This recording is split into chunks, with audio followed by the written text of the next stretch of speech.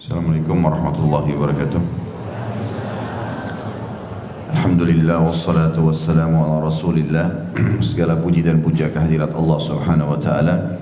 Juga salawat dan taslim senantiasa kita panjatkan kehadirat Nabi alaihi salatu wassalam. Melanjutkan bahasan kitab Adab Mufrad yang tulis oleh Imam Bukhari rahimahullah. Dan kita masuk ke pasal atau bab ke-54 tentang rahmat itu terbagi menjadi 100 bagian.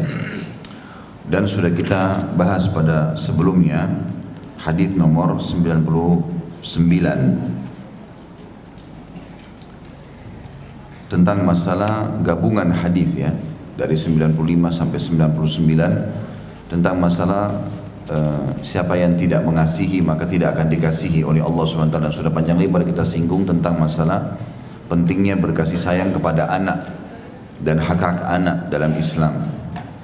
Hadis pada pagi ini saya bacakan terlebih dahulu hadis nomor 100. Imam Bukhari berkata rahimahullah, Al-Hakam ibn Nafi' mengabarkan kepada kami, ia berkata, Syu'aib mengabarkan kepada kami dari Az-Zuhri, ia berkata, akhbarana Sa'id ibn Musayyib atau Sa'id ibn Musayyib anna Abu Hurairah radhiyallahu anhu qala sami'tu Rasulullah sallallahu alaihi wasallam yaqul ja'alallahu azza wa jalla rahmata mi'ata juz'in fa'amsaka 'indahu tis'atan wa tis'in wa anzala fil ardi juz'an wahida famin dhalikal juz'i yataraham al khalq hatta tarfa al farasu hafiraha an waladiha khasyata an tusibah.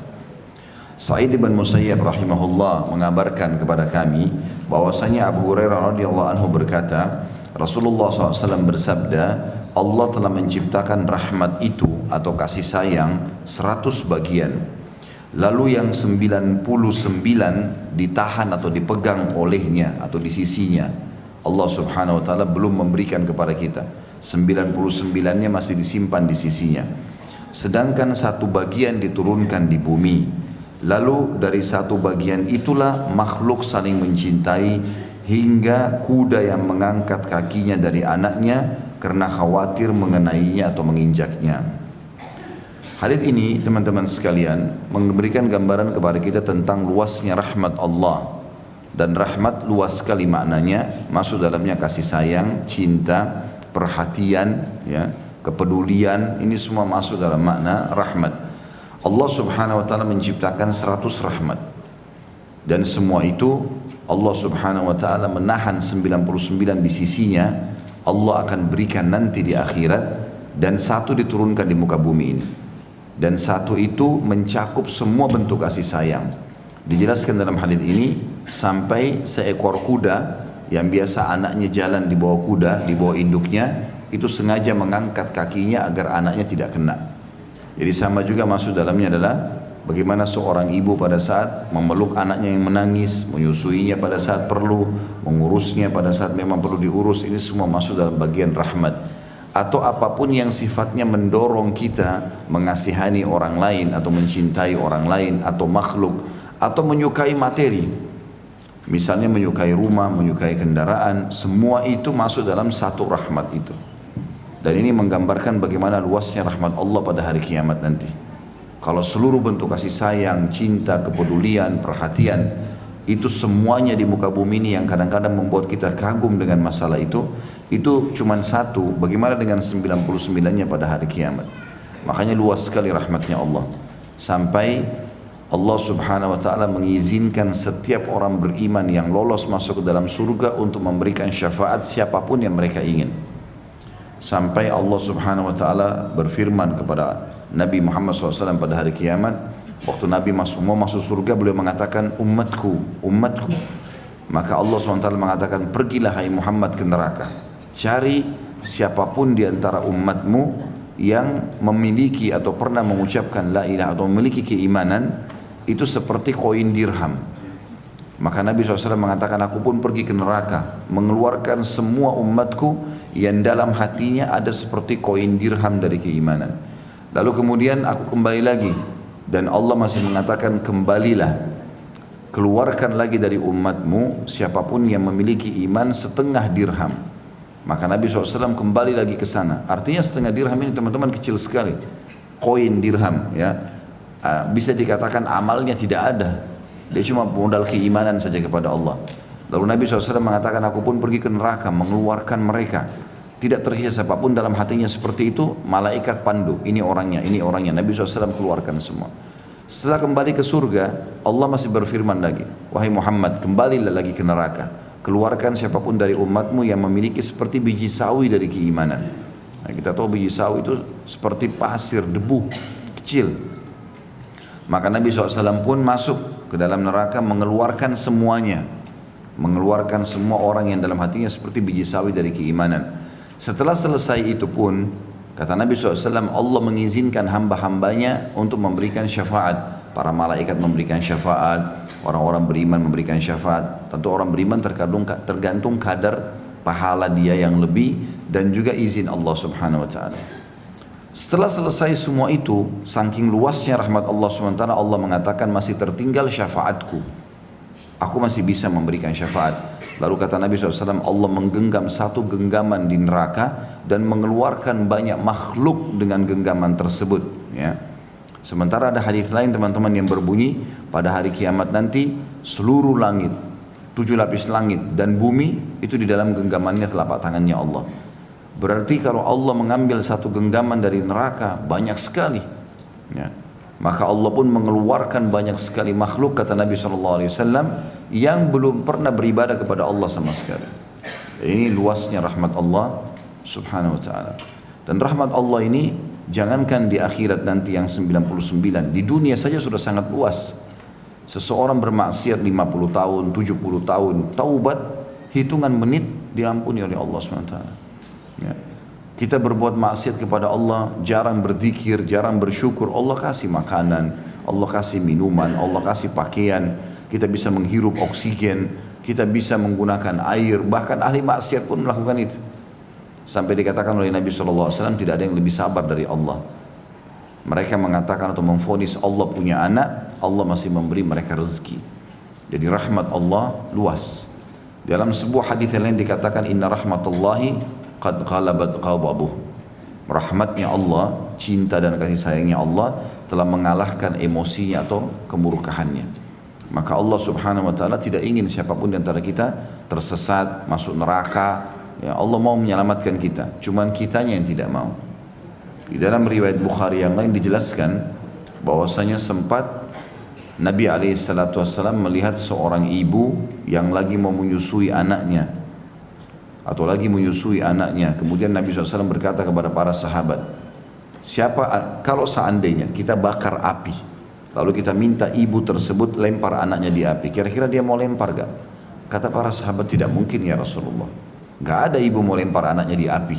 Bahkan kebanyakan ibu kalau memang masih normal dalam fitrahnya atau di atas fitrahnya, dia mati lebih dulu baru anaknya gitu. Ya. Maka kata Nabi SAW, ya, ketahuilah demi zat yang jiwaku dalam genggamannya, Allah Tuhan kalian lebih sayang kepada kalian daripada ibu itu kepada anaknya. Allah Subhanahu Wa Taala sangat sayang dengan kita. Makanya amal sedikit saja Allah Subhanahu Wa Taala balas dengan pahala yang besar. Bagaimana bisa kita menilai teman-teman 2 rakaat sholat duha bisa menyelamatkan 360 sendi? Kalau sendi kita, ada sendi seseorang rusak misalnya, butuh biaya 1 juta saja, maka dia butuh 360 juta untuk perbaiki sendinya. Tapi dibalas itu semua dengan 2 rakaat sholat duha, 2 menit, 1 menit kita sholat. Gitu kan? Sedikit saja kita dekatkan diri kepada Allah SWT, Allah tanamkan keimanan dalam hati. Sampai dalam hadis Bukhari dikatakan, Nabi SAW bersabda, Allah berfirman, hadis Qudsi, ya, tidak ada seorang hamba yang mendekatkan diri kepadaku, tidak ada amal yang paling aku cintai dari apa yang hamba aku lakukan dari perbuatan wajib. Jadi teman-teman jangan main-main dan jangan lalai dari sholat 5 waktu, puasa Ramadan, haji, ini maksimalkan semuanya. Karena ini amal yang paling Allah cintai. Ada orang khusyuk dalam sholat malam tapi sholat wajibnya tidak, ini keliru. Gitu kan? Tidak ada amal yang lebih aku cintai kata Allah dibandingkan apa yang aku wajibkan kepada hamba-hambaku, dan seorang hamba terus mendekatkan diri kepadaku dengan amal-amal sunnah sampai aku mencintainya. Kalau aku mencintainya, aku akan menjadi tangannya yang dia gunakan memegang, matanya dia gunakan melihat, telinganya dia gunakan mendengar, kakinya dia gunakan melangkah. Ya, dalam riwayatnya dikatakan kalau dia berdoa aku akan terima. Ada juga hadis yang lain, tidak ada seorang hamba mendekatkan diri kepadaku dengan 1 jengkal kecuali aku datang kepadanya dengan satu depa, dia satu depa, aku satu hasta, dan seterusnya. Kalau dia berjalan, aku berlari. Artinya Allah SWT membalas kita dengan sedikit saja perbuatan, dengan luar biasa dibukanya pintu rahmat itu. Kandungan hadis ini, yang pertama, penjelasan adanya harapan dan kabar gembira bagi kaum muslimin. Penjelasan adanya harapan dan kabar gembira bagi kaum muslimin serta rasa senang yang diberikan kepada mereka, karena biasanya seseorang akan sangat senang jika dapat mengetahui sesuatu yang dijanjikan yang masih tersembunyi. Selain itu, jika dengan satu rahmat saja di dunia ia mendapatkan segala nikmat, baik nikmat Islam, Al-Quran, solat, kasih sayang dalam hatinya, dan nikmat-nikmat Allah lainnya, lantas bagaimana dengan 100 rahmat di akhirat kelak, atau 99-nya di akhirat kelak? Berarti memang banyak sekali peluang untuk selamat di akhirat. Makanya kata Nabi SAW tentang masalah orang selamat di akhirat nanti, wala yahliku illa halik. Tidak ada orang nanti masuk neraka di hari kiamat kecuali orang yang memang binasa dasarnya. Betul-betul orangnya itu udah bobrok sekali, layak tidak boleh keluar dari neraka karena kemunafikannya, karena kekafirannya. Kalau masih ada kebaikan dalam hatinya, Allah SWT masih bisa selamatkan walaupun dia melalui neraka dulu gitu ya. Kemudian yang kedua, adanya anjuran agar beriman dan memiliki harapan besar pada rahmat-rahmat Allah Ta'ala yang masih disimpan untuk hari kiamat kelak. Termasuk di poin ini teman-teman, luasnya rahmatnya Allah, ya, saking luasnya rahmat Allah dan Allah mau kita bergantung pada rahmat itu, kasih sayangnya Allah, maka masuk dalam kategori dosa besar kalau orang justru sangka buruk sama Allah dan putus asa dari rahmat, menganggap Allah tidak akan ampuni, Allah tidak akan berikan rezeki. Ini semua dosa besar. Imam Az-Zahabi rahimahullah masukkan dalam kategori dosa-dosa besar adalah putus asa dari rahmat Allah. Jadi tidak boleh sama sekali. Kita selalu optimis, Allah akan maafkan, Allah akan berikan, ya. Selalu tidak boleh kita putus asa dari rahmat Allah. Kalau kita malah sangka buruk dengan Allah, kita akan diberikan sesuai dengan prasangka kita. Sebesar apapun dosa yang kita pernah lakukan, Allah masih bisa maafkan. Tentu akan berbeda derajatnya antara orang yang sibuk dari masa balik ibadah sampai dia meninggal dunia dengan orang yang penuh dengan maksiat kemudian bertaubat. Orang yang sibuk dengan amal saleh sudah 50 tahun puasa Senin Kamis misalnya, sudah 50 tahun sholat malam, dengan orang yang baru 2-3 tahun sholat malam. Betul dia taubat misalnya dari dosa-dosanya, tapi beda derajatnya nanti di surga. Tetapi rahmat Allah luas, orang ini pun yang baru taubat Allah kasih. Dan sangat luas, tidak bisa ketemu teman-teman amal soleh kita dengan apa yang akan kita dapatkan nanti di surga. Nggak ada lagi masa tua, nggak ada masa anak-anak, nggak ada capek, nggak ada letih, nggak ada gangguan orang, nggak ada penyakit. Kata Nabi SAW, bahkan tidak ada buang air besar, tidak ada buang air kecil. Makanan dan minuman yang dikonsumsi oleh ahli surga yang tidak dibutuhkan oleh tubuh mereka akan keluar dalam bentuk keringat, itu pun lebih wangi dari kasturi. Tidak bisa ketemu dengan ibadah yang sedikit yang kita kerjakan. Belum tidak khusyuknya, belum riyaknya, belum perhitungan dalam sedekah, belum segala macam hal. Tapi kalau ini ya semuanya diliputi dengan rahmat Allah SWT, maka jadi mudah. Makanya hadis ini adalah berita gembira bagi orang-orang beriman karena rahmat Allah luas, ya. Sampai orang-orang yang seperti Fir'aun mengaku Tuhan, Allah masih berkata kepada Musa dan Harun, idhaba ila fir'auna wa qula lahu qawlan layyinan la'allahu yatadhakkar aw yakhsha. Kalian berdua pergi ke Fir'aun dan coba ucapkan kalimat layyin. Orang Arab itu menggunakan istilah layyin teman-teman, kalau seperti roti lembut sekali atau kalau kain lembut sekali, ya, baru digunakan bahasa layyin. Atau mungkin ada kue yang cair, nah biasanya juga menggunakan bahasa itu. Allah SWT mengatakan kepada Musa dan Harun, padahal Fir'aun ini sudah bangka, ngaku Tuhan. Tidak ada dosa lebih besar daripada itu, nantang Allah SWT. Bahkan waktu Musa AS datang, dia masih mengatakan kepada Haman, tangan kanannya, coba bangunkan bagi aku istana yang tinggi, supaya aku bisa lihat Tuhannya Musa. Musa mengatakan Tuhannya di langit, saya mau lihat Tuhannya Musa. Dia suruh prajuritnya buat bangunan tinggi. Ternyata zaman dulu kan tidak ada lift, ya. Dia jalan naik tangga capek sendiri, nah, Fir'aunnya. Tapi Allah SWT masih berkata kepada Musa dan Harun, pergilah kau berdua kepada Fir'aun, wa qula lahu qawlan layyina, ucapkan kepadanya kalimat yang layyin. Layyin itu tadi lembut sekali, santun, ingatkan. Ya, siapa tahu dia mau sadar atau dia menerima nasihat. Jadi Allah SWT rahmatnya luas sekali, tidak boleh putus asa. Tentu teman-teman jangan juga kita mengatakan rahmat Allah luas berarti kalau gitu saya leluasa maksiat aja. Bukan itu yang dimaksud ya. Karena saya sudah bilang tadi perbedaannya beda. Beda sekali antara orang yang sibuk dengan ibadah selama 50 tahun dengan orang yang 30 tahun dosa lalu 3 tahun baru taubat. Ini juga bagus diterima taubatnya, tapi ini lebih banyak amalnya. Karena jeda-jeda waktu di mana si fulan tadi si B misalnya bermaksiat, ini penuh dengan amal soleh kan. Maka ini tentu lebih mulia di sisi Allah SWT. Tetapi rahmat Allah masuk kepada orang yang sudah berbuat dosa, kemudian dia mau bertobat. Itu Allah SWT akan berikan kesempatan dia untuk bertaubat. Yang ketiga, kandungan hadisnya adalah rahmat merupakan salah satu sifat agung Allah. Sifat ini ditetapkan dalam Alkitab, As-Sunnah dan Ijma' umat. Ada ayat itu dalam surah Az-Zumar ya. Ayat 50-an, 53 tuh, seingat saya surah Az-Zumar surah nomor 39. Ini ayat yang paling luar biasa, kita bisa bergantung pada rahmat Allah dengan ayat ini. A'udzu billahi minasyaitonir rajim. Qul ya ibadiyalladzina asrafu ala anfusihim la taqnatu min rahmatillah innallaha yaghfiru dzunuba jami'a. Katakanlah hai Muhammad kepada hamba-hambaku yang sudah melampaui batas. Di mata manusia ini sudah kriminal, tidak bisa lagi dibahas. Ya. Katakan pada mereka jangan putus asa dari rahmat Allah, sungguhnya Allah menerima taubat hamba-hambanya. Baik, kita lanjutkan selanjutnya di bab nomor 55. Wasiat Jibril tentang tetangga. Jadi sekarang kita sudah tutup bahasan tentang masalah rahmat dan ini cuma diangkat Imam Bukhari dengan sebuah hadis saja. Sekarang kita masuk ke hubungan dengan tetangga, bab baru ya. Bab nomor 55, wasiat Jibril alaihissalam tentang tetangga. Hadis pertama dalam bab ini adalah nomor 101. Kata Imam Bukhari rahimahullah, Ismail bin Abi Uwais mengabarkan kepada kami, ia berkata, Malik mengabarkan kepadaku dari Yahya bin Sa'id. Ia berkata, Abu Bakar bin Muhammad mengabarkan kepadaku dari Amrah an Aisyah radhiyallahu anha anin Nabi sallallahu alaihi wasallam qala ma zala Jibril sallallahu alaihi wasallam saya disebutkan ya, ma zala Jibril alaihi salam yusini bil jari hatta dhanantu annahu sayuwarrithuhu.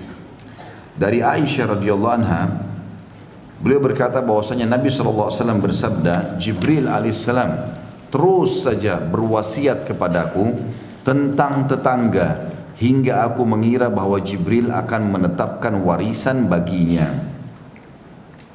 Seperti biasa akan saya rincikan dulu. Tetangga teman-teman adalah orang-orang yang tinggal dekat rumah kita. Sebagian ulama ada yang menyebutkan ada istilah tetangga dekat, ada istilah tetangga jauh ya. Dan itu Allah sebutkan dalam Al-Quran tentang masalah ada tetangga dekat dan tetangga jauh. Tetangga dekat adalah yang paling dekat pintunya dengan rumah kita. Itu sesuai dengan hadits Bukhari juga. Aisyah bertanya, ya Rasulullah, kalau seandainya saya berbagi dengan tetangga, siapa yang paling berhak untuk saya berikan?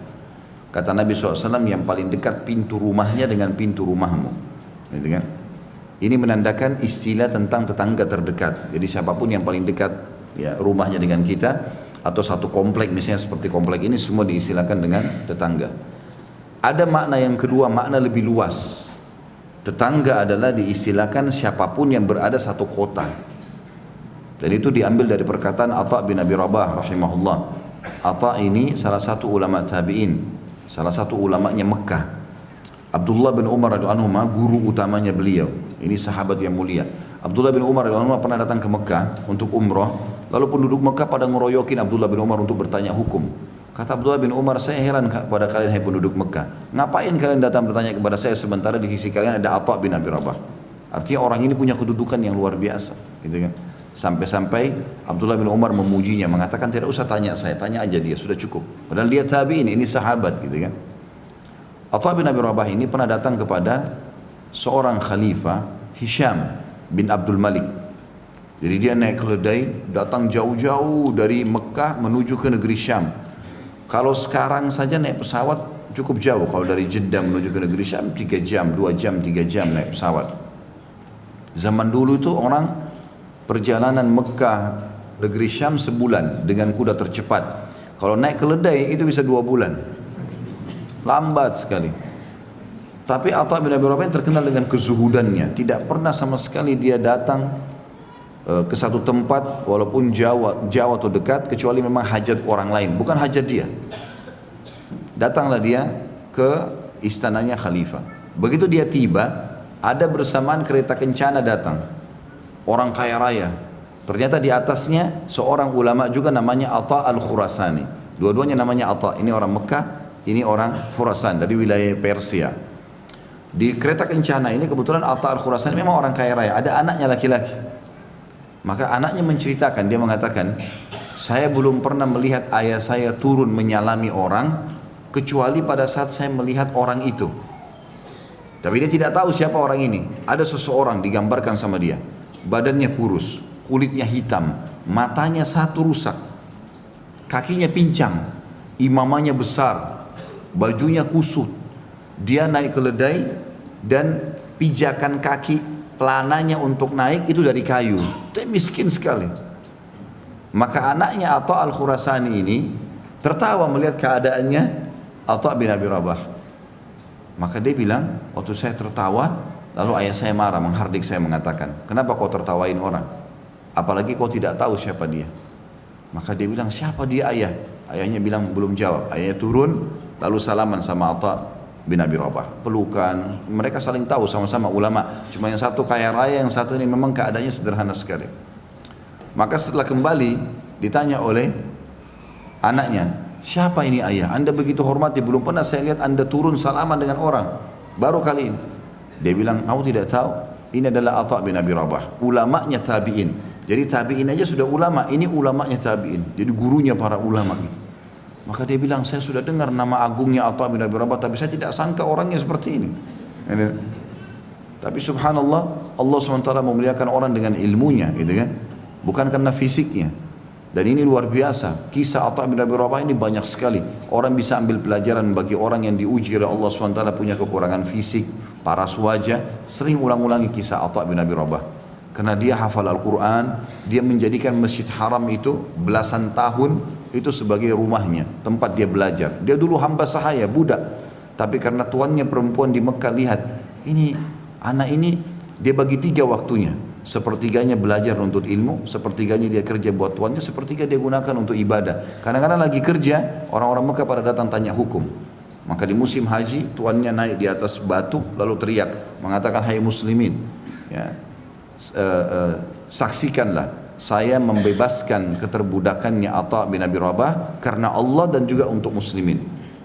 Akhirnya dia beribadah kepada Allah SWT. Yang jelas Atha bin Abi Rabah ini mau masuk ke istana. Atha al-Khurasani juga mau masuk.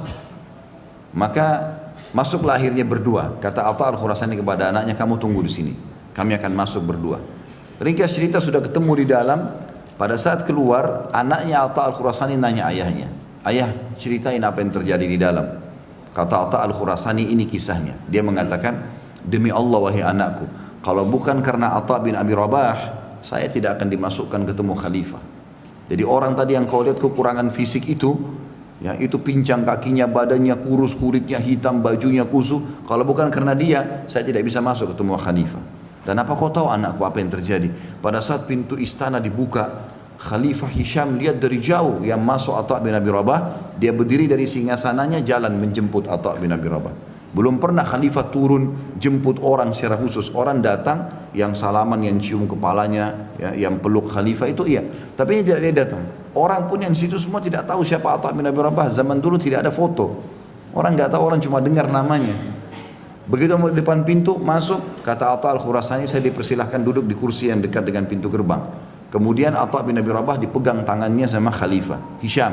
Dia setiap kali dia mau duduk di satu tempat, ditarik tangannya. Hahuna Aba Muhammad, sini lo ayahnya Muhammad. Ditarik tangannya terus sampai ke singgasana. Dan disuruh duduk bersebelahan sama Hisham. Orang-orang semua dalam majlis, bajunya bagus, penampilannya bersih, di majlisnya raja, gitu kan. Kaget dia tuh orang ini, siapa orang ini? Kulitnya hitam, badannya kurus, kumuh begini bajunya, tapi khalifah tunduk betul nih. Maka tiba-tiba dikatakan oleh Hisham, wahai ayahnya Muhammad, karena anaknya Atha bin Abi Rabah yang pertama namanya Muhammad, dipanggil ayah Muhammad. Wahai ayahnya Muhammad, apa kira-kira gerangan anda datang ke sini? Maka dia bilang, ada hajat muslimin wahai Amir Mukminin. Bukan hajat dia, hajat muslimin. Apa hajat itu? Sampaikan. Lalu di sini, ini saksi bahasan kita sebenarnya, nanti saya akan lanjutkan kisahnya. Dia bilang, penduduk Mekah, kata Atha bin Abi Rabah, ini dijadikan sebagai hukum oleh sebagian ulama. Penduduk Mekah, tetangganya Allah. Kita akan bahas masalah tetangga ya. Penduduk Madinah, tetangganya Rasulullah SAW. Ini subhanallah, ulama itu kalau bicara teman-teman, kalimat-kalimatnya pun bisa jadi hukum gitu. Jadi yang dia maksudkan di sini adalah, karena ada Ka'bah di Mekah, maka semua penduduk Mekah yang punya rumah tetangganya Allah. Faham maksudnya? Berarti satu kota itu tetangga. Dan penduduk Madinah tetangga Rasulullah SAW. Karena walaupun Rasulullah meninggal, rumahnya masih ada, kuburannya masih ada. Berarti semua penduduk Madinah tetangga Nabi. Ini untuk mengangkat kadar penduduk Mekah sama Madinah. Dia mengatakan, mereka belum menerima atayah mereka. Tahu atayah nggak? Hah? Ada yang tahu nggak? Nggak ada. Satu masjid nggak ada yang tahu. La haula wala quwata illa billah. Jadi kalau ada pemerintah Islam, kalau ada pemerintah menerapkan hukum Islam, maka yang diterapkan itu ada ataya namanya. Apa itu ataya? Pendapatan negara. Ya, setelah dikeluarkan kebutuhan dasar pemerintah, itu dibagi rata ke masyarakat. Jadi kalau hukum Islam bukan kita bayar pajak, kita dibayar. Karena dianggap Allah buat kita lahir di sini, maka semua ini jadi hak kita, gitu loh. Begitu dalam hukum Islam, ada namanya hukum ataya. Nah zaman dulu tuh diterapkan itu. Penduduk Mekah sama penduduk Madinah tahun itu belum terima bagiannya. Per kepala, mau kaya mau miskin dikasih semua. Berapapun pendapatan pemerintah dibagi rata. Dari anak kecil sampai orang tua. Maka Atha bin Abi Rabah mengatakan, penduduk Mekah ya Amir Mukminin, tetangganya Allah. Penduduk Madinah tetangganya Rasulullah SAW. Ataya mereka tahun ini terlambat. Kasih mereka. Kalau tidak ditanggung jawab hari kiamat.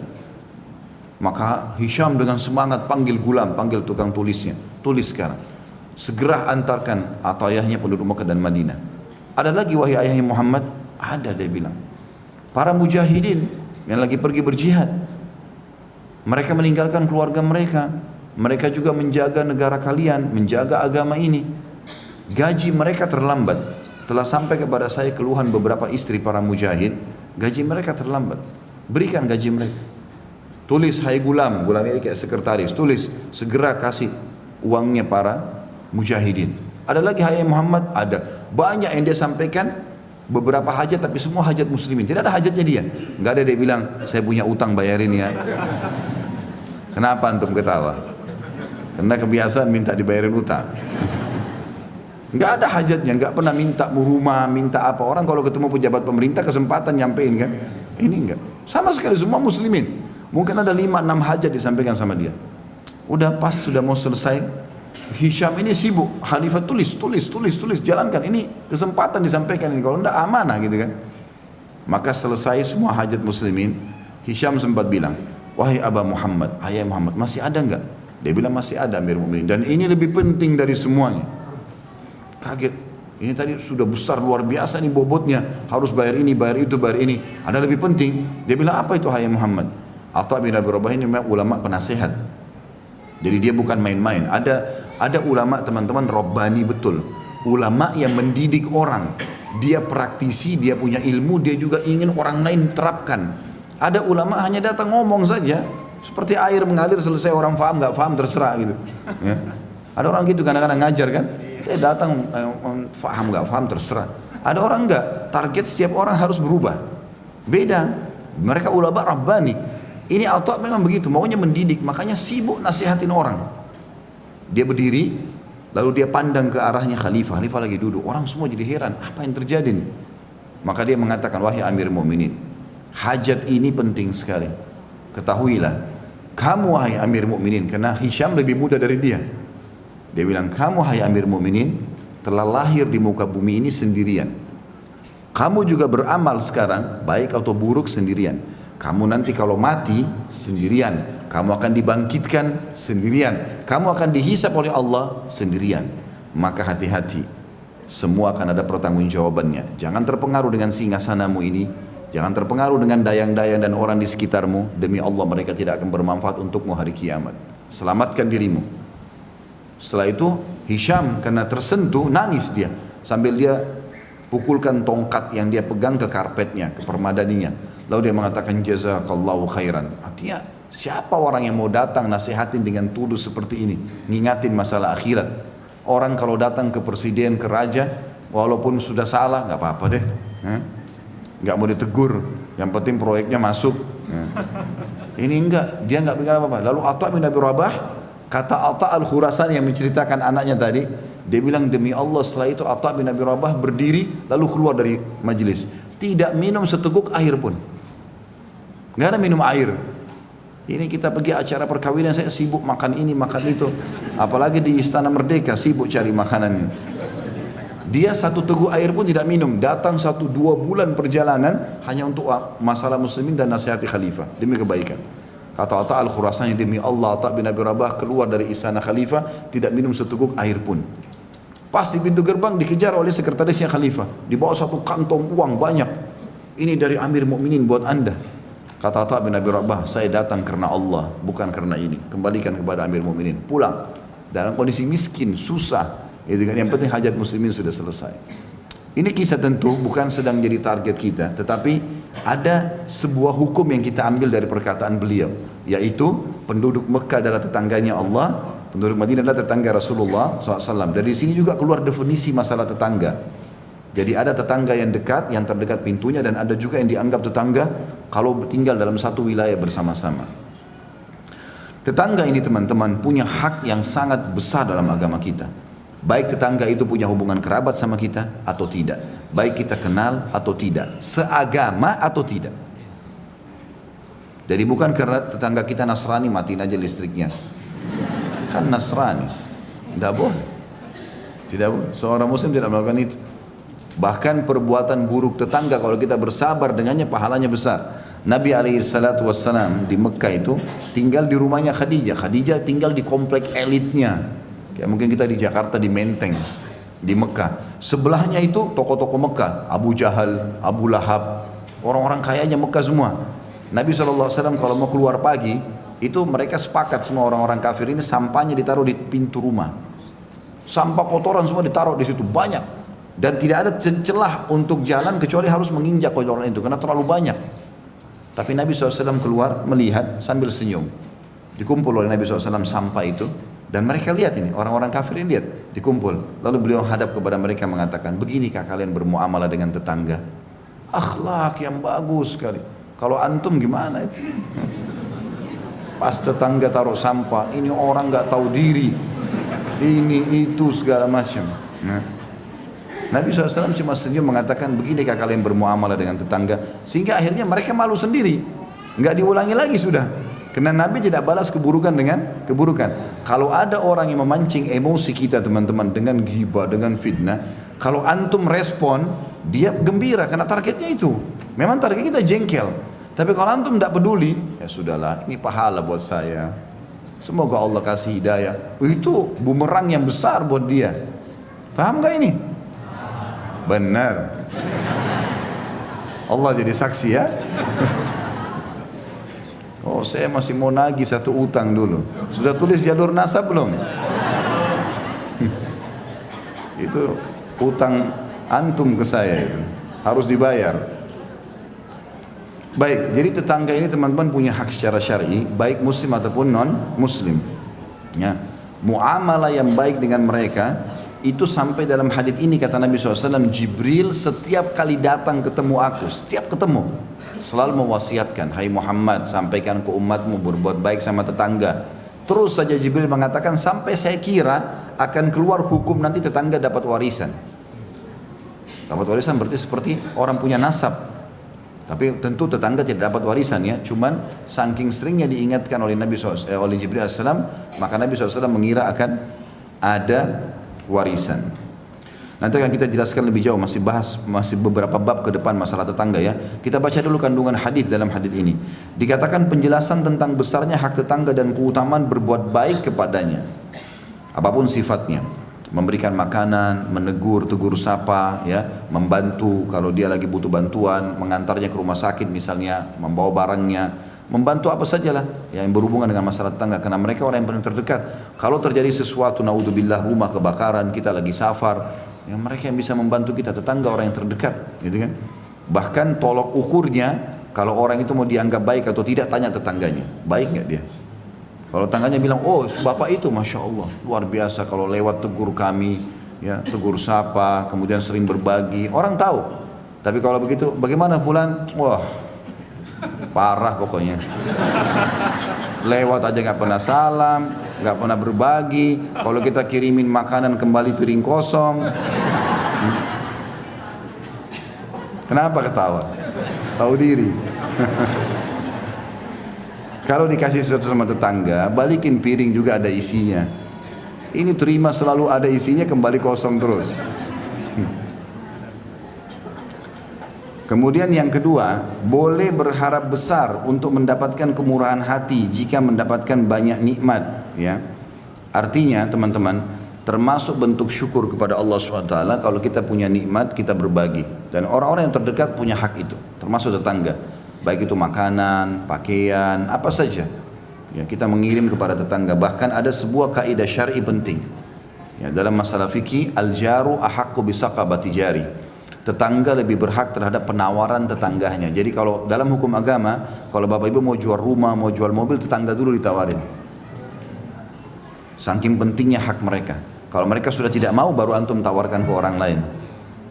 Tetangga dulu. Saya mau jual rumah saya, mau beli enggak? Kiri kanan, depan ditanya. Saya mau jual mobil, mau jual motor. Kalau mereka sudah tidak mau, baru antum tawarkan orang lain. Dengan niat menerapkan hukum syariat, dapat pahala itu. Saking besarnya hak mereka, sampai mereka yang kita tawarkan terlebih dahulu. Dan termasuk teman-teman cara di poin kedua ini, cara untuk mempertahankan nikmat. Setiap kali antum mendapatkan nikmat, kalau mau selalu ya grafiknya itu naik terus nikmat itu, maka ingat di setiap nikmat itu ada haknya Allah Subhanahu wa taala. Keluarkan di jalan Allah.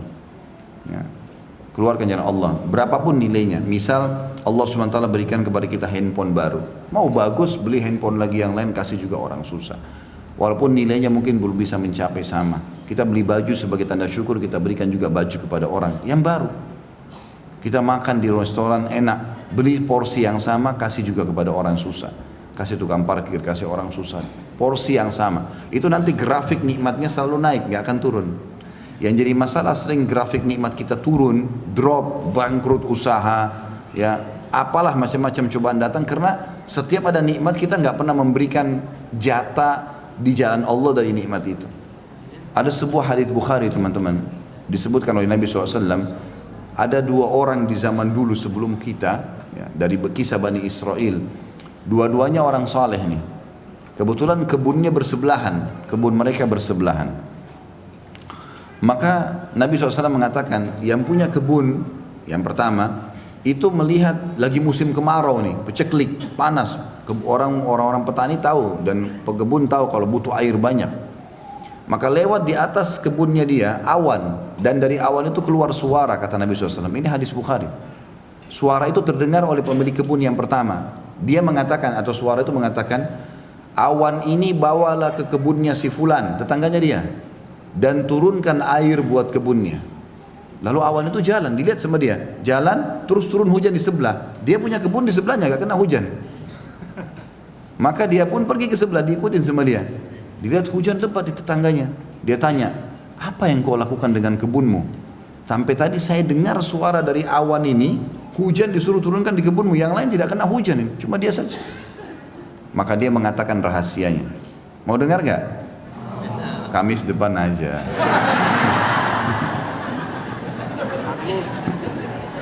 Saya mau sampaikan sekarang tapi diamalkan. Janji. Allah jadi saksi. Karena ilmu kalau cuma didengar percuma kalau tidak diamalkan. Maka dia mengatakan, hasil kebunku aku bagi 3. Bukan modalnya ya. Hasilnya saja, hasil panen kebunku aku bagi 3. Sepertiganya yang paling pertama disebutkan aku sedekahkan. Jadi kalau teman-teman terima gaji 2 juta, siap nggak sepertiganya kasih dulu orang miskin? Terlalu besar Ustaz. 10% aja susah. Dipotong saja untuk sedekah 2,5% susah gitu. Apalagi mau sepertiga. Sepertiganya paling pertama saya sedekahkan dulu, langsung di jalan Allah. Sepertiganya saya kembalikan ke modal usaha saya, sepertiganya saya pakai untuk biaya keluarga saya. Karena dia bagi 3 begitu, dia tahu semua nikmat, ada hak Allah itu berapapun yang dia bisa keluarkan, maka Allah SWT berikan hujan di waktu musim peceklik. Dan ini grafiknya teman-teman, ini rahasianya grafiknya naik. Yang saya heran ini, kita udah tahu teori syar'i, sedekah itu resep kekayaan. Kenapa masih belum diamalkan? Kadang-kadang kita heran dengan orang tidak mau bersedekah dan masih negosiasi sama syaitan. Tidak boleh negosiasi sama syaitan. Ada orang miskin minta, kayaknya itu anak pinjaman. Dia masih kuat tuh, ya. Dia masih kuat, pura-pura kali. Ya. Apalah, kira-kira apa lagi bisikannya coba? Yang biasa digoda syaitan mana? Yang lucu kita iyakan, oh iya kayaknya. Padahal syaitan targetnya supaya waktu itu tidak dicatat amal sedekahnya. A'udzubillahi minasyaitonirrajim. Kalau kita sudah buka dompet mau keluarin duit nih, ada 5.000, ada 50.000, ada 100.000. Syaitan bilang 5.000 aja. Jangan, tidak boleh negosiasi. Ambil 100.000 kasih. Mulai sekarang belajar teman-teman. Yang belum pernah sedekah dengan jumlah tertentu yang dia masih mampu, coba sedekah dengan jumlah itu. Misal, antum selama ini 2.000 terus, ya. Ternyata pendapatannya bisa, antum bisa keluarin 20.000, coba sekarang dengan 20.000. Bisa 100.000, belum pernah dicoba, coba 100.000. Belum pernah 1 juta, coba 1 juta. Yang kaya raya 100 juta, coba nilai yang belum pernah. Nanti datang juga yang besar. Makin besar kita berikan, ya. Kalau makin besar keran kita buka di jalan Allah, Allah akan berikan limpahan rahmatnya yang luas. Ini resep sederhana ini. Sa'ad ibn Ubadah radhiyallahu anhu, sahabat Nabi, itu melimpah hasil panen kebunnya teman-teman, sepanjang tahun tidak pernah berhenti kurmanya, sampai kaya raya melimpah-limpah. Ternyata kata kuncinya satu, tiap hari dia panggil anaknya yang paling tua namanya Qais. Terkenal dia sama anaknya, ini orang yang karam, mulia sekali. Dia bilang sama anaknya, nak, bantu ayah habisin uang ini sedekah. Bantu ayah habisin uang ini sedekah. Silakan kau kasih siapa saja, yang penting jalan Allah. Tiap hari ayah sama anak ini ambil dari hasil penjualan kurma, bagi-bagi, buka pintunya. Setiap hari ada orang naik di atas rumahnya teriak, wahai penduduk Madinah, siapa yang mau butuh, kalau kita kayak sembako sekarang, siapa yang butuh kebutuhan pokoknya silakan ambil. Minyak saminnya, gandumnya, kurma, ambil silakan, berapa saja, nggak dibatasi. Jadi tiap hari itu rumahnya terbuka, antri orang ambil semua makanan, tiap hari, nggak pernah habis. Bahkan ini mendatangkan berkah ke kebun, dia tidak pernah putus buahnya sepanjang tahun. Pohon-pohon kurma setahun sekali panen. Tapi ini subhanallah sepanjang tahun berbuah terus dan melimpah terus. Orang kadang-kadang tidak berpikir efek itunya. Orang berpikir seperti kapitalis. Saya ngeluarin kurang. 1 juta saya keluarin 250.000. Berarti uang saya sisa 750. Itu hitungan kapitalis itu. Hitungan Islam tidak begitu. Itu kita keluarin 250.000. Ya, misalnya dari 1 juta masih ada 750.000. Sebenarnya ini 250.000 ini sudah berlipat ganda minimal 10 kali lipat. Itu sudah 2,5 juta. Karena Allah janjikan setiap amal saleh digandakan menjadi 10 kali lipat. Dalam Al-Quran Allah bilang itu. A'udzubillahi minasyaitonir innal hasanati yudhibnas sayyi'at. Sesungguhnya amal baik itu man ja'a bil hasanati falahu asyru amsalihha. Itu ayatnya. Siapa yang berbuat satu kebaikan Allah akan balas 10 kali lipat. Sampai pernah satu kali datang keuntungan 80.000 dirham. Mahal, banyak sekali uang ini. Ya, miliaran kalau kita uang Indonesia. Yang sekarang uang kita. Di zaman datang, lalu Sa'ad bilang sama anaknya, kita apain duit ini? Apa ini maksudnya kita habisin? Bagaimana caranya ini? Supaya cepat habis, jangan nginap. Hari ini harus habis. Kata anaknya, ayah kita buka aja pintu utang. Baik, teriak di atas rumah. Siapa penduduk Madinah yang butuh utang datang saja. Datanglah orang, ambil 5.000, ambil 3.000 semua. Lalu mereka sepakat, jatuh tempo kapan? Akhir bulan, baik. Dibiarin dulu dalam akhir bulan dalam bentuk utang. Lalu anak sama ayah sepakat, begitu mereka datang akhir bulan katakan sudah tidak ada utang kalian. Jadi begitu datang, kami mau bayar, sudah lunas, kami tidak terima uang kami lagi. Ada nggak yang begitu? Kok ketawa lagi? Berarti banyak sekali cambuknya hari ini. Ini 10.000 aja ditagih, kau punya utang 10.000 sudah matanya belalak marah-marah. Luar biasa. Maka begitu polanya, luar biasa gitu. Setelah satu kali, Qais ini dia lihat gudangnya ayahnya lagi penuh, ayahnya lagi nggak ada, diambil sama dia. Naik di unta banyak keliling Madinah. Siapa yang butuh ambil saja, siapa yang butuh ambil saja, iklan begitu. Abu Bakar sama Umar lewat. Ini Qais ini kalau kita biarkan habis harta ayahnya nih. Ini kata Abu Bakar sama Umar ini, mertua Nabi yang siapa tidak kenal namanya gitu loh. Ahli surga di jaman surga, bilang begitu. Rupanya sampai berita itu kepada Sa'ad, ayahnya. Lalu Sa'ad datang di depannya Abu Bakar sama Umar dan banyak orang. Dia mengatakan, wahai penduduk Madinah, siapa yang mau menolong saya melawan Abu Bakar sama Umar? Karena dia telah mengajar anak saya untuk pelit. Padahal Abu Bakar sama Umar niatnya baik. Ini tadi ayahnya belum ada, diambil semua isi gudang, taruh di kuda, di unta, terus dibagi-bagiin. Siapa yang mau ambil, pokoknya ambil. Maka Abu Bakar sama Umar bilang, ini anak habisin hartanya orang tuanya nih kalau begini. Orang tuanya masih nggak ada keluar, gitu kan? Maka ayahnya malah marah kepada Abu Bakar sama Umar. Wahai penduduk Madinah, siapa yang mau tolong saya lawan Abu Bakar sama Umar nih? Ngajarin anak saya pelit. Ada nggak orang tua begitu sekarang? Anaknya bawa kertas infak sekolah, ibu ayah infak sekolah, anti aja nak. Infak 5.000, 10.000, enggak mau, bakhil. Bagaimana mau kaya ini? Pelitnya luar biasa. Ini enggak boleh ada ini. Mau diterapin enggak resepnya nih? Coba panitia masjid sebentar lihat sunduk ya. Bertambah enggak? Kalau enggak berarti bohong.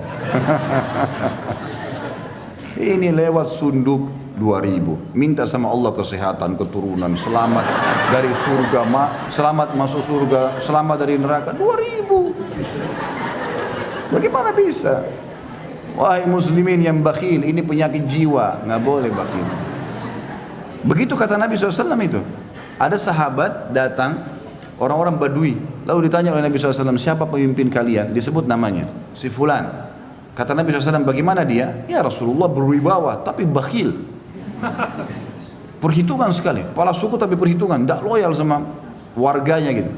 Lalu kata Nabi SAW, penyakit apa yang lebih berat daripada bukhul? Penyakit jiwa itu, bakhil. Ada orang bakhil sama dirinya sendiri, kopiahnya sudah sobek nggak diganti, mau kena 2 tahun kotor nggak dicuci. Kenapa ini? Sejadah robek-robek, kenapa? Masjid dekat rumah rusak, nggak ada andilnya sama sekali. Dirinya sendiri dia bakhil. Ada orang begitu. Pergi umrah mampu, cari travel yang paling murah, biar jauh dari masjid haram. Kenapa? Diri sendiri bakhil. Kalau belum beli bisnis kelas, pakai hotel bintang 5, bayar, Allah ganti. Allah ganti, sudah ibadahnya enak, hotel bintang 5, busnya bagus, bisnis kelas diganti lagi lipat-lipat. Kenapa bakhil? Benar nggak ini? Allah jadi saksi loh. Saya udah sampaikan. Ilmu harus diterapkan. Jadi resep sederhana ini harus diamalkan. Nikmat kalau mau grafiknya naik, sering bersedekah. Ini resep luar biasa ini. Para sahabat dengar kisah-kisahnya di YouTube. Di YouTube itu sudah banyak ceramah saya tentang Abdurrahman bin Auf, Abu Bakar radhiyallahu anhum ajma'in, kemudian Sa'ad bin Abi Waqqas dan banyak yang lain. Kaya raya. Kata kuncinya satu, sedekah. Sedekah terus. Tidak ada hari kemudian mereka bersedekah. Itu selalu dikerjakan. Maka ini harus poin. Dan beda teman-teman orang yang bersedekah. Orang yang bersedekah dengan cara dia yang mencari sumber orang yang mau menerima sedekah, dengan dia menunggu siapa yang minta sedekah. Kalau antum nunggu seperti di komplek ini misalnya, dijaga security segala macam, nggak ada orang miskin masuk. Misal contoh, kapan antum sedekah? Keluar pun sudah langsung masuk tol. Kapan mau sedekah kalau nunggu orang? Ya? Maaf ini yang tinggal di komplek ini, saya tidak bermaksud apa-apa. Bicara secara umum, gitu kan? Karena memang kalau kita mau tunggu orang datang baru kita sedekah. Kalau seminggu nggak ada datang, berarti seminggu aku nggak sedekah. Padahal setiap hari kata Nabi SAW dalam hadis Bukhari, Allah turunkan 2 malaikat setiap pagi. Satu mengatakan, ya Allah luaskan, lapangkan rezeki orang yang bersedekah. Yang satu mengatakan, binasakan dia dan hartanya bagi orang yang bakhil. Ini mesti diperhatikan. Maka kita yang jemput bola, keluar, cari mana nih orang yang perlu uang, sedekahin, dan kita yang mendapatkan manfaat itu. Ya. Ini yang dimaksud dengan poin kedua. Setiap nikmat menimpa, maka untuk mempertahankannya harusnya seseorang itu mengetahui haknya Allah di situ. Termasuk ini berbagi dengan tetangga tentunya ya, makanan dan seterusnya. Yang ketiga, boleh membicarakan sesuatu yang terbesit dalam hati tentang perkara kebaikan. Nah, ini juga pelajaran lain ya. Artinya kalau sesuatu memang terlintas dalam hati kita dan kita ingin mau menjalankannya, boleh kita berbicara selama memang kita bisa mengontrol, tidak ada riya. Misal suami bilang sama istrinya, saya sudah niat nanti kalau akhir bulan terima gaji, mungkin dari 5 juta gaji saya, 3 juta saya berikan kau, 2 juta saya minta sedekah, saya mau sedekahkan supaya bisa begini dan begitu misalnya. Atau istri mengatakan, saya nanti mungkin mau bantu ibu saya dari ini dan itu. Jadi dia boleh menyampaikan kepada orang yang kira-kira kalau dia meninggal wasiatnya bisa dijalankan. Dan wasiat ini penting teman-teman ya, harus ada wasiat dalam hidup kita. Apapun yang terlintas di benak kita, yang kita khawatir kalau kita meninggal nanti ini menjadi masalah hari kiamat, tulis dalam bentuk wasiat. Utang antum sama siapa, pernah bermasalah sama siapa, ya kita berusaha minta maaf dan mengembalikan hak-hak mereka. Tapi kalau kita meninggal tidak sempat, ahli waris tahu, oh dia punya utang sama fulan, oh pernah ada masalah sama fulan, tolong maafin ya ibu sama ayah saya. Jadi dia bisa menyelesaikan itu. Kata Nabi SAW, janganlah seseorang dari kalian terlintas di benaknya 3 hari permasalahan yang dia ingin wasiatkan kecuali dia sudah tulis. Jadi wasiat perlu ditulis ya. Kita masuk ke hadis nomor 102, masih bab yang sama, masih masalah wasiat Jibril alaihissalam tentang tetangga.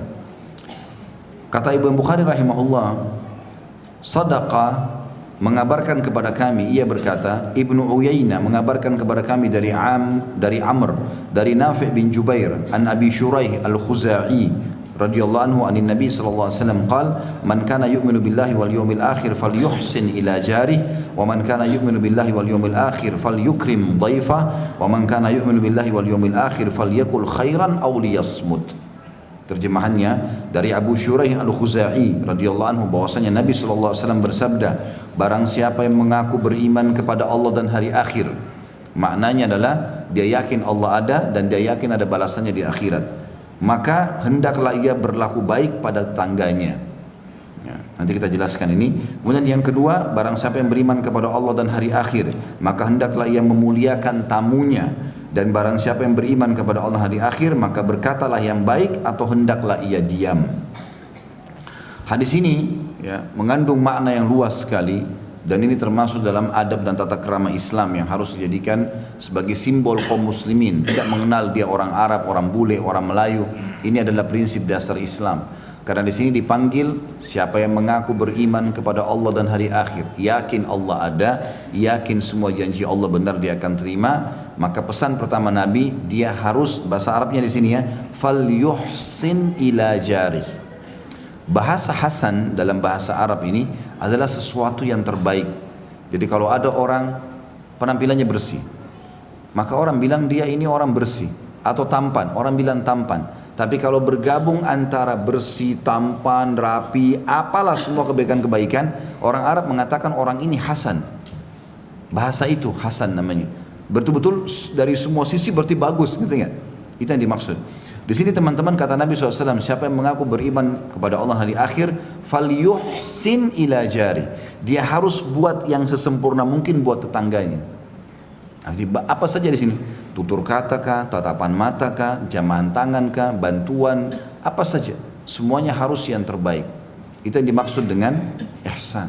Dan kita sudah tahu istilah ihsan dalam agama kita adalah sesuatu yang tertinggi dalam ibadah kepada Allah Subhanahu wa taala. Tentu ulama banyak merincikan masalah ihsan ini ya. Yang mereka rincikan yang adalah tutur kata pada saat yang santun pada saat bertemu, sabar pada saat diganggu oleh tetangganya, kemudian dia membantu memperbaiki apa sajalah ya, yang berhubungan dengan kebutuhan tetangganya dia penuhi. Ini semua masuk dalam masalah pembuat baik ini. Kemudian yang kedua, barang siapa yang mengaku beriman kepada Allah dan hari akhir, maka dia harus menghormati tamunya. Ini juga kalimat ikram ya, di sini digunakan fal yukrim dhaifah. Orang Arab juga menggunakan kalimat karam ini ada susunannya. Kalau ada orang teman-teman, kalau ada orang minta dikasih sama dia, orang itu dikatakan orang baik, Orang Arab pun mengatakan orang baik istilahnya gitu. Tapi kalau ada orang dia suka memberi walaupun tidak diminta, maka ini namanya orang karim. Beda. Salah satu sifat Allah Subhanahu wa taala akramul akramin. Maknanya walaupun tidak minta memberi, gitu loh. Ada orang begitu. Dia silaturahim dengan keluarganya walaupun anak-anak kecil tidak minta dikasih sama dia. Walaupun ada kakaknya misalnya punya kemampuan tapi dia datang dikasih uang sama dia, dibawain hadiah apa. Ada orang karam namanya, ya, punya kemuliaan jiwa, memang suka sekali memberi. Maka di sini Nabi SAW mengatakan siapa yang mengaku beriman kepada Allah dan hari akhir, dia harus mengikram tamunya, ya. Jadi teman-teman hindari ini ya sifat bakhil. Kita kembali ke bakhil tadi.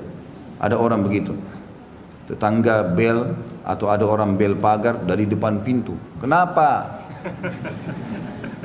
Dari depan pagar.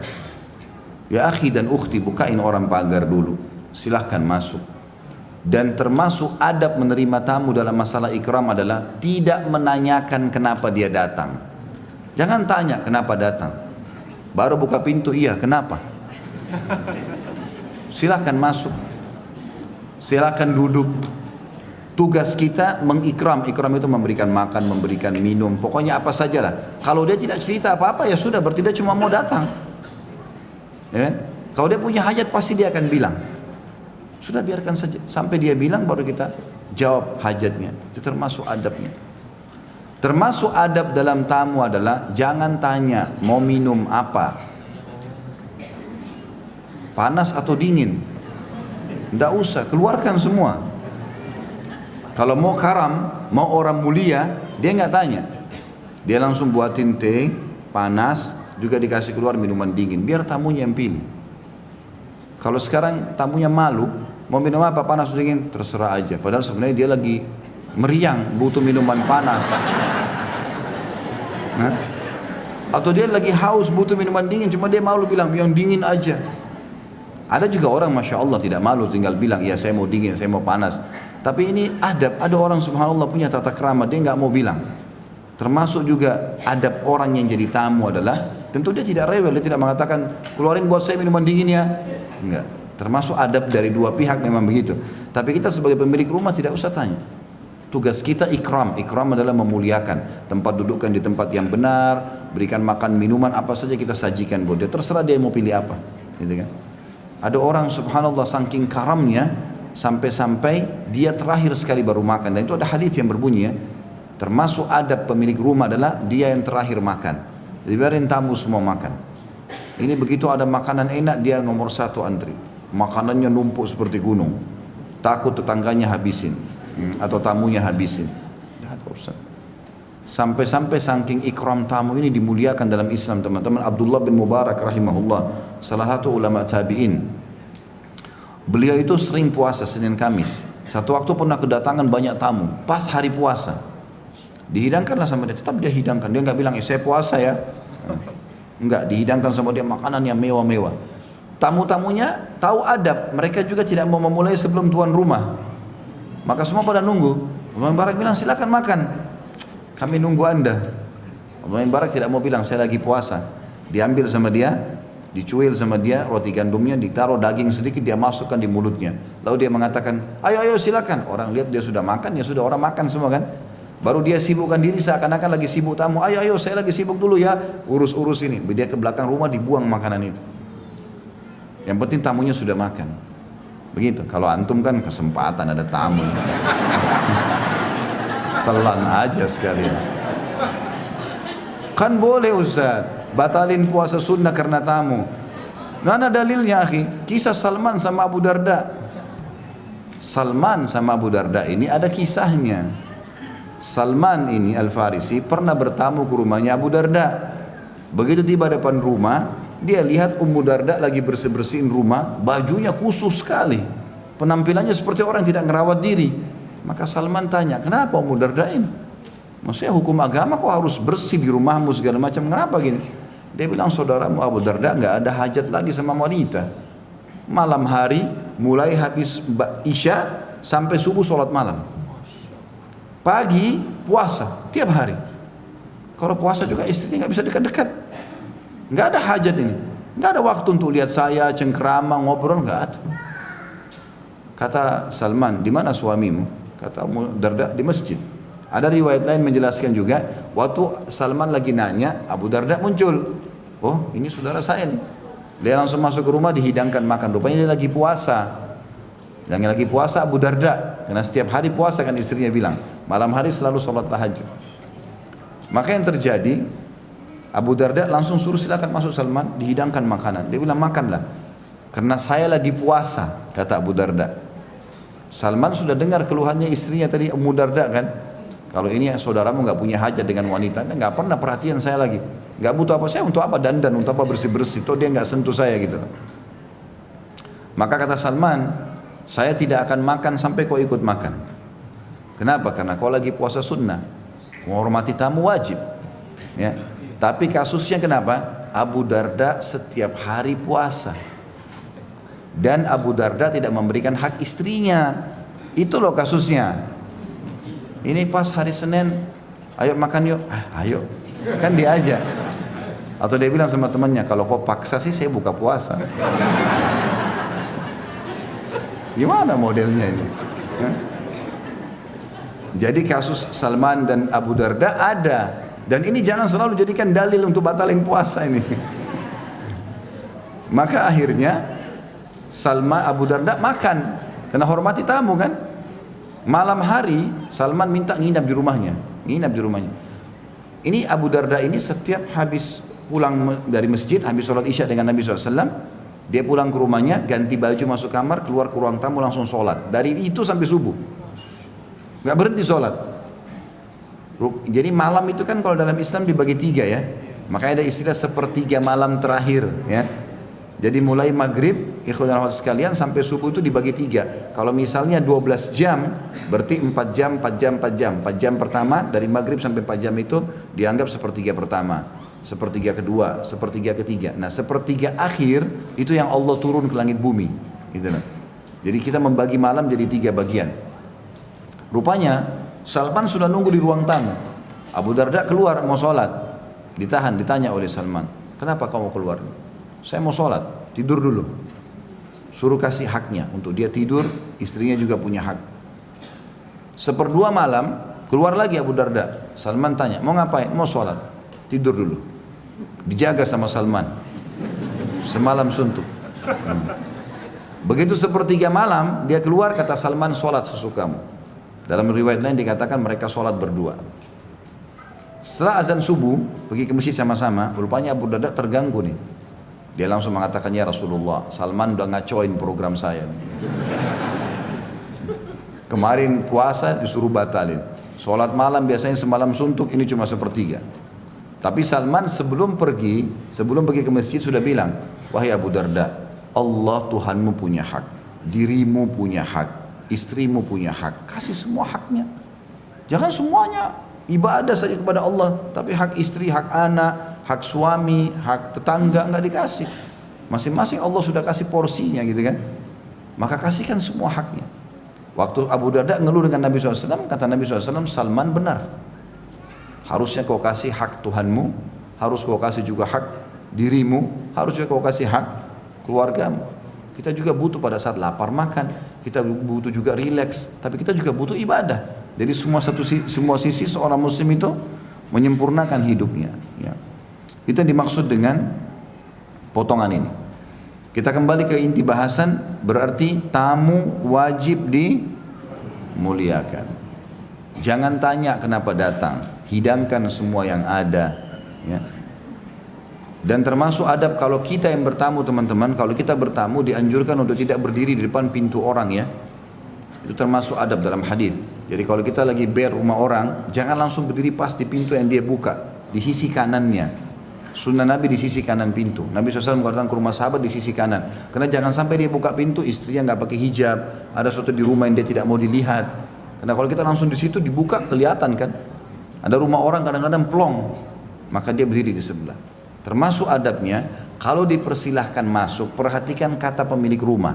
Kalau dia bilang silahkan masuk, berarti hanya masuk sampai di pintu. Ya, jangan masuk ke kamar orang, ke dapur. Ada orang begitu. Tamunya, maaf ya sebentar, tuan rumahnya masuk ke kamar, dia sudah keliling-keliling, tahu semuanya, dapurnya orang, taman belakang, bagus rumah kamu ya. Ini, kenapa mau campuri rumahnya orang? Tugas kita silakan masuk, berdiri dulu, masuk depan pintu, silakan duduk, tanya, saya duduk di mana? Jangan main duduk saja, mungkin ada kursi yang tuan rumahnya biasa duduk. Kita nggak boleh duduk di tempat seorang muslim, kan gitu. Harus ditanya. Kemudian kalaupun duduk, maka jangan langsung main makan hidangan. Dipersilahkan baru ambil. Kan begitu. Ini ada adab-adab tata krama semua. Ini masuk dalam masalah siapa yang mengaku beriman pada Allah dan akhir, dia harus menghormati tamunya. Yang ketiga, siapa yang mengaku beriman kepada Allah dan akhir, maka dia hanya harus mengucapkan yang baik saja atau dia diam. Dan ini juga penting bagi seorang muslim. Bapak Ibu sekalian harus mulai sekarang programkan. Masa lalu sudah selesai urusannya. Itu kalau salah kita bertobat, kalau benar kita bersyukur. Saya bahas siang ini, pagi ini sampai ke depan, sampai ajal kita datang. Teman-teman sekalian, yang terucapkan dari lisan seorang muslim harus emas, bobotnya besar, bernilai pahala. Kalau omong kosong diam, tidak usah. Ya. Saya tahu kisah Syekh bin Baz rahimahullah, ulama Saudi, itu kalau beliau terima teleponnya orang, sambil dengarin keluhannya orang itu sambil berzikir. Enggak ada waktu kosong buat dia. Nanti kalau sudah selesai orang itu tanya, baru dia ngomong. Jadi cuma ada zikir atau dia menasihati orang lain. Isinya semua berbobot. Ada orang kadang-kadang berteman sudah 20 tahun, ceritanya sudah itu terus diulang-ulangi. Temannya sudah bengkak telinganya, faham masalahnya. Dulu saya waktu SD begini, orang semua sudah tahu. Untuk apa diulang-ulangin ini? Saya kadang-kadang kalau dulu sama istri saya, ada cerita begini. Saya udah 7 kali dengar nih. Cerita yang lain. Apa gitu. Tidak perlu diulang-ulangin terus. Apa kira-kira manfaat? Kalau tidak ada diam, udah. Gitu kan? Masuk dalam masalah ini teman-teman, kalau kita bertanya pada orang lain, butuh bertanya pada orang lain. Sebelum kita bertanya, tanya diri kita dulu. Pertanyaan ini perlu nggak? Kalau nggak perlu jangan nanya, nggak usah nanya sama orang. Jangan biasakan fudul, mencari tahu orang kenapa dia pakai tas biru, kenapa pakai sepatu hitam, kenapa kopiahnya ini biru, untuk apa? Ada hajat nggak? Kalau kita lihat orang di pengajian bajunya bagus, kita memang ingin beli, nanya, maaf ya bu, maaf pak, saya mau tanya, bajunya bagus, masya Allah, beli di mana? Memang kita ada hajat, tapi satu pengajian ditanya, untuk apa? Ini tanya bajunya, ini tanya kopiahnya, ini tanya tasnya, semua dia mau cari tahu. Ada orang begitu, seperti perpustakaan berjalan. Ya. Dia tahu semua datanya orang. Apa ini? Tidak perlu teman-teman. Kata Nabi SAW dalam hadis Bukhari yang lain, min husni islamil mar'u tarku ma la ya'ni. Termasuk kesempurnaan Islam seseorang meninggalkan apa yang tidak bermanfaat buat dia. Bermanfaat tidak buat kita? Sebelum bertanya bermanfaat tidak? Karena kata-kata teman-teman sebelum kita ucapkan masih kita pemiliknya. Kalau masih di mulut kita miliki. Mau pahit, mau jahat masih kita miliki. Kalau sudah dilontarkan milik orang lain, kita sudah nggak bisa kontrol. Itu seperti bola liar kemana-mana. Maka harus kontrol, hati-hati. Banyak orang terjerumus dalam kesalahan kena lisannya sendiri. Saya mau cerita sama kamu ya, tapi jangan ceritain orang lain. Tapi semua temannya dibilangnya begitu. Dia jalan seperti orang telanjang, orang tahu semua, oh si fulan masalahnya ini. Biarkan orang tahu antum selalu bahagia, padahal masalah kita banyak, nggak apa-apa. Gitu kan? Konsep dasar seorang muslim, kalau curhat, berkeluh kesah sampai meluap-luap, itu kepada Allah. Wudu, sujud, ya Allah saya sakit sembuhkan, ya Allah si fulan sakit di saya, ya Allah begini dan begitu, keluhkan pada Allah. Kalau manusia hanya konsultasi, itu pun pada ahlinya. Sakit sama dokter, butuh agama sama ustadz, itu saja. Konsultasi, tahu konsultasi itu gimana? Saya sakit kepala, obatnya apa dok? Itu konsultasi. Dok saya mau cerita dulu ya, 3 hari yang lalu begini begitu, wah panjang ini, sama dokternya diusir nanti. Ini pasien apa ini cerita panjang lebar? Ada juga orang begitu bertanya. Saya kadang-kadang dulu waktu saya masih sebarin nomor saya, pernah tersebar 15.000 WA masuk, saya nggak bisa jawab lagi. Jawab 10 masuk 100. Ya. Sekarang sudah saya rahasiakan nomor saya. Nah ini tidak bisa ditanggulangi sudah semuanya. Subhanallah, ada orang datang bertanya di WA, Ustaz tolong jelaskan berikut dalil-dalilnya ya, hukumnya 1, 2, 3. Saya seperti orang kuliah ini, lagi dites. Ya akhi dan ukhti, hukum tanya, konsultasi, suami saya ucapin kalimat cerai jatuh nggak? Selesai. Istri saya ajak berhubungan tidak mau. Hukumnya bagaimana? Atau apa yang harus saya lakukan? Ringkas saja. Itu konsultasi. Curhat gak boleh kepada Allah SWT.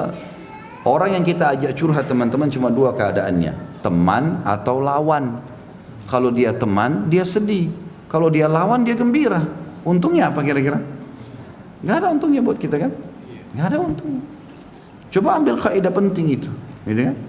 Makanya makna hadis ini penting. Orang mukmin itu beriman pada Allah di akhir, dia cuma mengucapkan yang baik. Penting nggak bertanya? Sama juga kalau kita ditanya orang, jawab sesuai dengan kadar pertanyaan saja. Mau kemana? Mau ke masjid.